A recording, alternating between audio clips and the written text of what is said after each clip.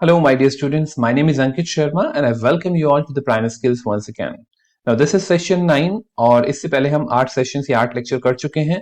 This is the series of soft skills AKTU student first year and the code is BAS 105205 and we are studying unit 1 namely applied grammar and usage. और हमारा जो topic चल रहा है वो है transformation of sentences और इस ट्रांसफॉर्मेशन ऑफ सेंटेंसेस टॉपिक में हम पहले से 8 सेशन कंप्लीट कर चुके हैं. This is the last session of this transformation of sentences. इस सेशन के साथ आपका ट्रांसफॉर्मेशन कंप्लीट हो जाएगा और इसके बाद हम नेक्स्ट टॉपिक पे जंप करेंगे. ठीक है, तो अगर आपको अभी तक कोई भी नॉलेज नहीं है कि कंपाउंड और कॉम्प्लेक्स सेंटेंसेस क्या होते हैं या फिर इससे पहले का काम कैसे हुआ है, तो I will request you please go back and just watch all the sessions from lecture 1 to lecture 8 so that you can have the deep and the better understanding of each and every concept.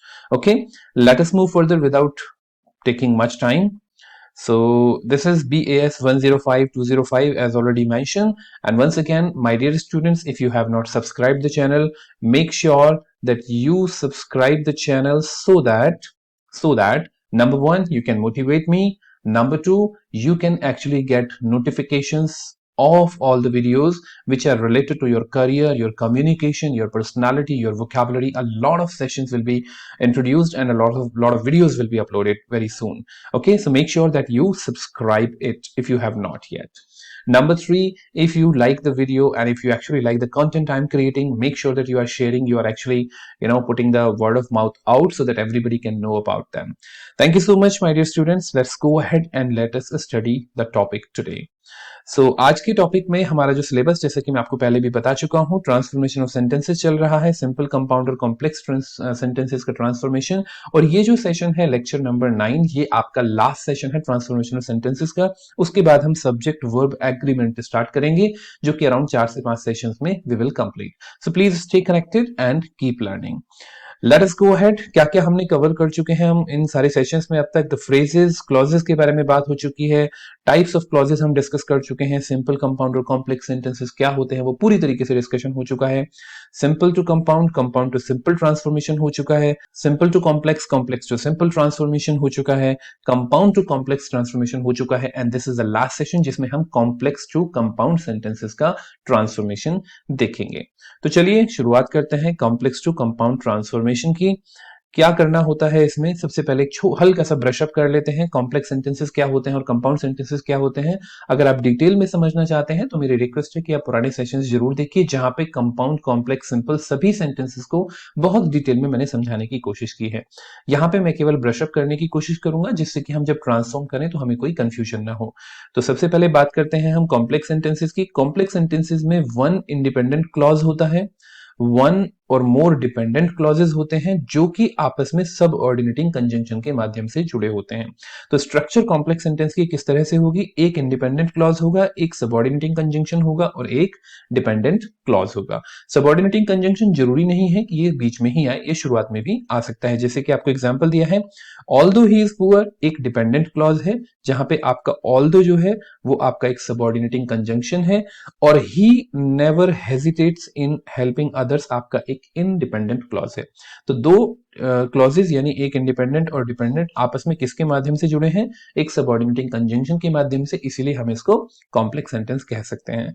Go wherever you want, wherever you want dependent clause है, go imperative sentence है, अपने आप में एक independent clause है. He is absent because he is not well, because he is not well जो है ये आपका एक डिपेंडेंट क्लॉज है क्योंकि बिकॉज यानी सबऑर्डिनेटिंग कंजंक्शन के माध्यम से जुड़ा है और ही इज एब्सेंट एक इंडिपेंडेंट क्लॉज है. तो ये दोनों डिपेंडेंट और डिपेंडेंट सबऑर्डिनेटिंग कंजंक्शन से जुड़े होने की वजह से एक कॉम्प्लेक्स सेंटेंस बनाते हैं. ठीक है, यहां तक की बात समझ में आती है. सबऑर्डिनेटिंग कंजंक्शंस कौन कौन से होते हैं? ऑन अ व्हाइट बस मैंने एक्रोनियम आपको बताया था, राइट. इसके थ्रू आप सबऑर्डिनेटिंग कंजंक्शन याद कर सकते हैं. ये जितने भी आपके सबऑर्डिनेटिंग कंजंक्शन यहाँ पे दिए गए हैं आप उन सबको यूज करके अपने सेंटेंसेस को बना सकते हैं कॉम्प्लेक्स में. ठीक है, ये सारे आपके आप चाहे तो इसको पॉज करके एक बार देख सकते हैं. Just have a good look at them कि कॉम्प्लेक्स सेंटेंसेस में यूज होने वाले सबऑर्डिनेटिंग कंजंक्शंस कौन कौन से होते हैं. आगे चलते हैं. कंपाउंड सेंटेंसेस के बारे में बात करें तो 2 independent clauses connected through a coordinating conjunction. Conjunctive adverb, correlative conjunction और पंक्चुएशन। यानी दो इंडिपेंडेंट क्लॉजेज आपकी किन चारों से जुड़ी हो सकती हैं, या तो कोऑर्डिनेटिंग कंजंक्शन से जुड़ी हो सकती हैं, कंजंक्टिव एडवर्ब, कोरिलेटिव कंजंक्शन और पंक्चुएशन से, but most of the times they are coordinating conjunctions only. तो ज्यादातर आपको देखने के लिए मिलेगा कि दो इंडिपेंडेंट क्लॉजेज केवल कोऑर्डिनेटिंग कंजंक्शन के माध्यम से ही जुड़े हुए हैं। तो अगर यहाँ पे देखें तो स्ट्रक्चर क्या बनेगी, इंडिपेंडेंट क्लॉज, बीच में coordinating conjunction, conjunctive adverb, correlative conjunction और उसके बाद दोबारा से एक इंडिपेंडेंट क्लॉज। ठीक है, अब जरा यहाँ पे एग्जांपल देख लीजिएगा। ही इज इंटेलिजेंट एक इंडिपेंडेंट क्लॉज है, he never scored good in school एक इंडिपेंडेंट क्लॉज है। ये दोनों इंडिपेंडेंट क्लॉज एक कोऑर्डिनेटिंग कंजंक्शन बट के माध्यम से जुड़े हुए हैं। इसी तरीके से neither he nor his brother is guilty, तो यहाँ पे दो सेंटेंसेस हैं, he is not guilty, his brother is not guilty, दोनों को हमने नीदर नॉर के माध्यम से जोड़ा है। नीदर नॉर एक कोरिलेटिव कंजंक्शन है। ठीक है, चलिए ये आपके बेसिकली सारे कंजंक्शंस हैं जो आपके कंपाउंड सेंटेंसेस में यूज होते हैं। तो ये आपके फैन बॉयज जो है ये आपके कोऑर्डिनेटिंग कंजंक्शन है, ये बेसिकली आपके कंजंक्टिव एडवर्ब्स हैं, और ये जो आपको नीचे टेबल दी गई है, these are the correlative conjunctions. Correlative conjunctions हमेशा पेयर में पाए जाते हैं। ठीक है, तो इनमें से कुछ भी यूज करके आप जनरली अपना कंपाउंड सेंटेंस बना सकते हैं। अब बात करते हैं हम ट्रांसफॉर्मेशन की। जब भी कभी आप कॉम्प्लेक्स को कंपाउंड में ट्रांसफॉर्म करने जाएंगे तो आपको दो स्टेप याद रखने हैं। पहला step, convert the subordinating clause और dependent clause of complex sentence into the principal clause of the compound sentence. यानी आपके जो कॉम्प्लेक्स सेंटेंस की डिपेंडेंट क्लॉज है उसको आप एक इंडिपेंडेंट क्लॉज में कन्वर्ट कर दीजिए। पहली बात, पहला काम तो आपको ये करना है, replace subordinating conjunction with the appropriate coordinating conjunction. और दूसरा काम ये है, क्योंकि कॉम्प्लेक्स सेंटेंस में सबऑर्डिनेटिंग कंजंक्शन यूज होते हैं और कोऑर्डिनेट में और कंपाउंड सेंटेंसेस में कोऑर्डिनेट कंजंक्शन यूज होते हैं, तो सबऑर्डिनेटिंग कंजंक्शन को कोऑर्डिनेटिंग कंजंक्शन में कन्वर्ट करना पड़ेगा, तभी आप कॉम्प्लेक्स को कंपाउंड में कन्वर्ट कर सकते हैं। उसको कन्वर्ट करने के लिए, यानी कंजंक्शन को कन्वर्ट करने के लिए आपको ये टेबल काफी हेल्प कर सकती है। Once again, this table is not a rule, this is just an observation. जब आप बहुत सारे एग्जाम्पल सॉल्व करते हैं तो ऑब्जर्वेशन के माध्यम से आप इस तरह के कुछ शॉर्टकट्स बना लेते हैं जो आपकी हेल्प कर सकते हैं, but don't be directly dependent upon these shortcuts, this may be harmful. Okay, जितने भी आपके ये जो यहाँ पे शॉर्टकट्स दिए गए हैं, जैसे जैसे आप एग्जाम्पल सॉल्व करेंगे आप उनसे रिलेट करते चले जाएंगे, बट इनिशियली आप उनकी हेल्प ले सकते हैं, जिससे कि आपको आइडिया लग जाएगा कि कैसे कन्वर्जन करना है। मोस्ट इंपॉर्टेंट थिंग, सेंटेंस के कॉन्टेक्स्ट को देखिएगा, सेंटेंस का मीनिंग चेंज नहीं होना चाहिए। अगर आपको लग रहा है कि यहाँ पे मैंने कुछ एग्जांपल दे रखा है या कोई शॉर्टकट दे रखा है, उसको यूज करने के बाद सेंटेंस की मीनिंग में कुछ डिफरेंस आ रहा है, I will recommend don't use. Okay, क्योंकि ये हर जगह फिट नहीं होते हैं, ये केवल मैक्सिमम सिचुएशंस में फिट होते हैं, बट कुछ ऐसी सिचुएशंस बहुत आसानी से हो सकती हैं जहां पे फिट ना हो। तो देख लीजिएगा, अगर if when since as soon as ये सबऑर्डिनेटिंग कंजंक्शन यूज हो रहे हैं तो आप एंड या हेंस यूज कर सकते हैं उसको कोऑर्डिनेटिंग कंजंक्शन में कन्वर्ट करने के लिए। दो, ऑल्दो, दैट की जगह आप येट या बट यूज कर सकते हैं। सिंस एज बिकॉज की जगह सो और फॉर, एंड अनलेस और इफ की जगह आप और, अदरवाइज और एल्स का यूज कर सकते हैं। जब मैं अभी एग्जांपल सॉल्व करूंगा तो इस टेबल की हेल्प लेके I'll keep directing you to this table so that you can get to know that how exactly you can utilize this table. All right, so here is the proper mechanism how exactly you can convert a complex sentence into compound one. एक example के माध्यम से समझ लेते हैं। I cannot go to Allahabad as I am ill. अब यहाँ पे as I am ill, as यहाँ पे सबऑर्डिनेटिंग कंजंक्शन है, as I am ill एक डिपेंडेंट क्लॉज हो गया, और I cannot go to Allahabad एक इंडिपेंडेंट क्लॉज हो गया। तो पहला स्टेप क्या होता है कि आप डिपेंडेंट क्लॉज को इंडिपेंडेंट क्लॉज पहले तो आइडेंटिफाई कीजिए। तो आपने आइडेंटिफाई कर लिया, I cannot go to Allahabad एक इंडिपेंडेंट क्लॉज है, ये डिपेंडेंट क्लॉज है, ये आपका सबऑर्डिनेटिंग कंजंक्शन है। दूसरा स्टेप होता है कि convert the dependent clause into the independent clause. तो जो एज आई एम इल है उस डिपेंडेंट क्लॉज में से सबऑर्डिनेटिंग कंजंक्शन को अगर आप हटा देंगे तो जनरली वो आपका एक इंडिपेंडेंट क्लॉज बन जाता है। ठीक है, तो दूसरे स्टेप में आपने डिपेंडेंट क्लॉज को इंडिपेंडेंट में कन्वर्ट कर लिया। तीसरा स्टेप क्या कहता है, find the suitable coordinating conjunction to replace the subordinating conjunction and join both independent clauses using it. अब यहां पे जो आपका सबऑर्डिनेटिंग कंजंक्शन यूज हो रहा था वो एज यूज हो रहा था। अगर आप टेबल को ध्यान से देखें तो अगर आपका एज यूज हो रहा है सबऑर्डिनेटिंग कंजंक्शन तो उसकी जगह आप सो या फोर यूज कर सकते हैं। तो सेंटेंस के मीनिंग को चेंज किए बिना अगर आप ध्यान से देखें तो यहां पे हम सो यूज कर सकते हैं। तो कैसे, I am ill so I can not go to Allahabad. ठीक है, आपने इसको क्या बना दिया, आपने इसको कंपाउंड सेंटेंस बना दिया कॉम्प्लेक्स से। तो टेबल का मतलब समझ में आया आपको। सब ऑर्डिनेटिंग कंजंक्शन एज के सामने सो दिया था तो हमने सो यहाँ पे यूज किया इस तरीके से जिससे कि सेंटेंस का मीनिंग चेंज ना हो।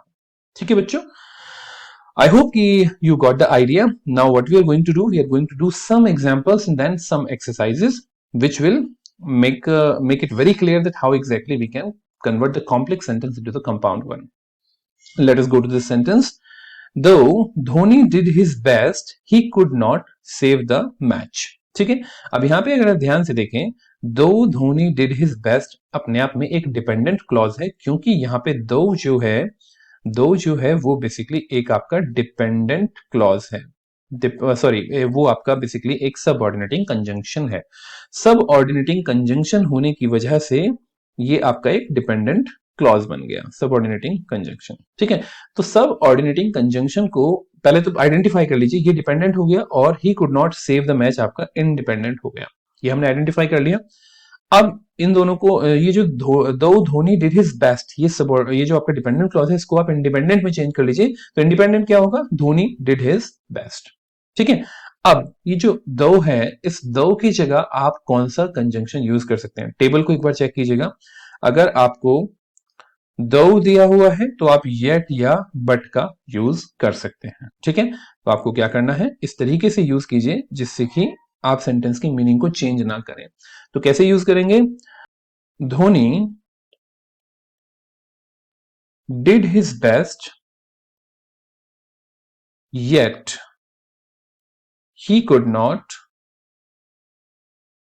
not save the match। Right, sentence की मीनिंग में कोई चेंज नहीं आया और हमने क्या किया, हमने बेसिकली हमारा जो ये वाला कंजंक्शन था सबऑर्डिनेटिंग कंजंक्शन, इसको हमने किस में कन्वर्ट कर दिया, कोऑर्डिनेटिंग कंजंक्शन में। ठीक है, तो Dhoni did his best yet he could not save the match.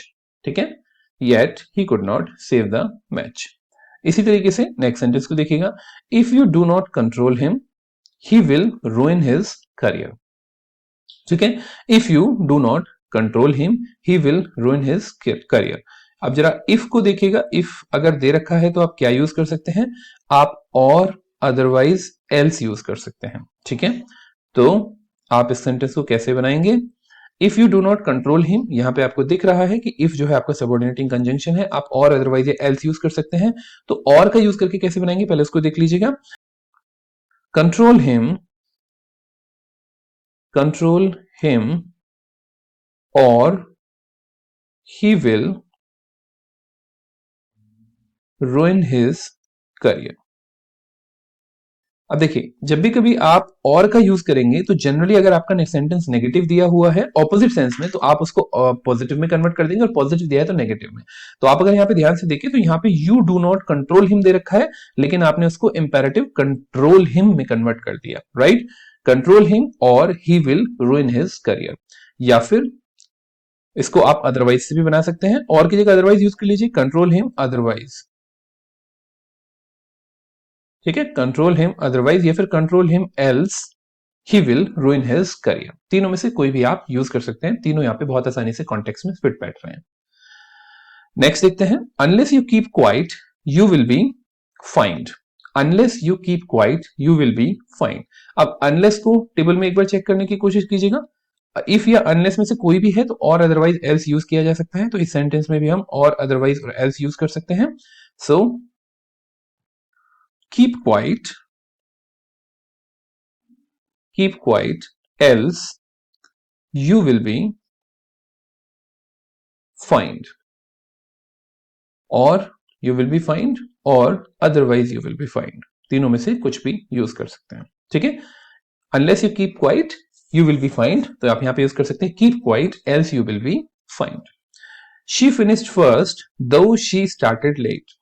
अब ये दो जो है ये आपका सबऑर्डिनेटिंग कंजंक्शन है, दो शी स्टार्टेड लेट अपने आप में डिपेंडेंट क्लॉज है, इस डिपेंडेंट को इंडिपेंडेंट में कन्वर्ट कर लीजिए, और दो अगर आता है तो हम क्या यूज कर सकते हैं, हम बेसिकली दो की जगह क्या यूज कर सकते हैं, दोबारा से टेबल को देखिएगा, अगर हमारे पास ऑल दो आता है तो येट या बट यूज कर सकते हैं। तो वापस से आ जाते हैं और सेंटेंस चेक करते हैं। She started late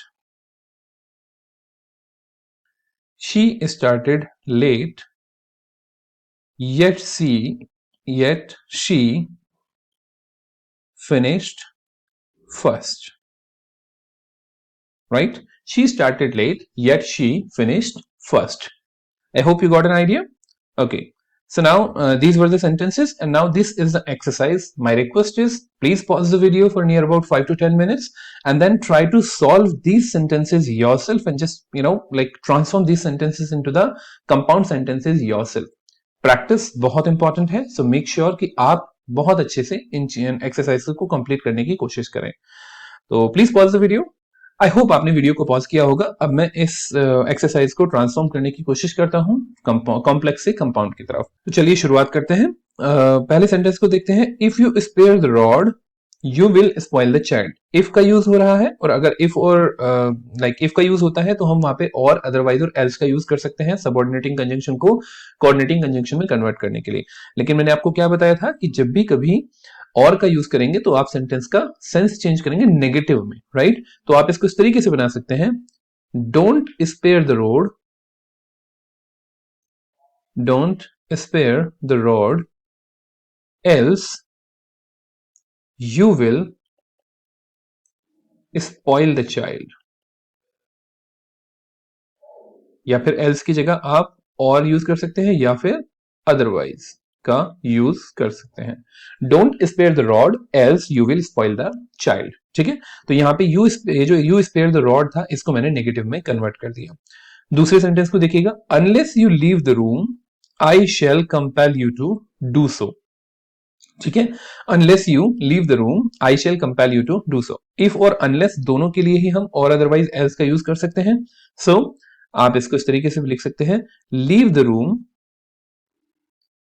leave the room or I shall compel you to do so. ठीक है, अब आप में से कुछ लोग पूछ सकते हैं कि सर यहां पे भी तो हमने और लगाया है, यहां पे हमने नेगेटिव क्यों नहीं लगाया? बच्चों एक बार समझो कि अनलेस अपने आप में खुद में एक नेगेटिव होता है, तो इसमें हमने यहां पे इसको नेगेटिव को पॉजिटिव में कन्वर्ट किया है. लीव द रूम यहां पे पॉजिटिव था, यू स्पेयर द रोड, तो हमने इसको नेगेटिव में कन्वर्ट किया डोंट स्पेयर द रोड. ठीक है, इंपैरेटिव सेंटेंस में हम यहाँ पे यू हमने इसलिए नहीं लगाया क्योंकि इंपैरेटिव सेंटेंस में यू अपने आप से अंडरस्टूड होता है. ठीक है, I hope you got an idea.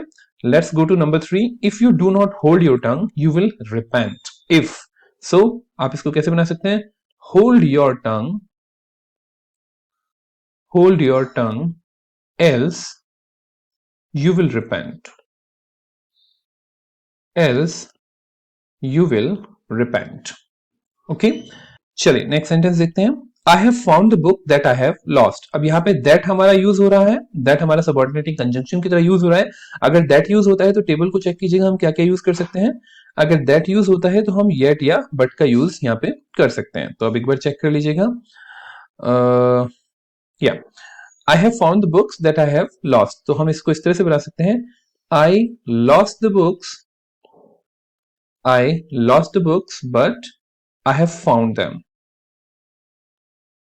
But I have found them. यानी मेरी किताबें खो गई थी बट मैंने उनको वापस से पा लिया है. ठीक है, बिल्कुल सेम मीनिंग है. He is more a fool then अ नेव, तो यहां पे हम इसको एज वेल एज का यूज कर सकते हैं. He is a fool, he is a fool as well as a knave, he is a fool as well as a knave. चलिए नेक्स्ट सेंटेंस देखते हैं. He works so hard in order that he may become rich. यहां पे इसको थोड़ा सा sentence को हमें ट्विस्ट करना पड़ सकता है, तो हम इसको ऐसे कर सकते हैं. He wants to become rich. He wants to become rich. Hence, he works hard. Hence, he works hard.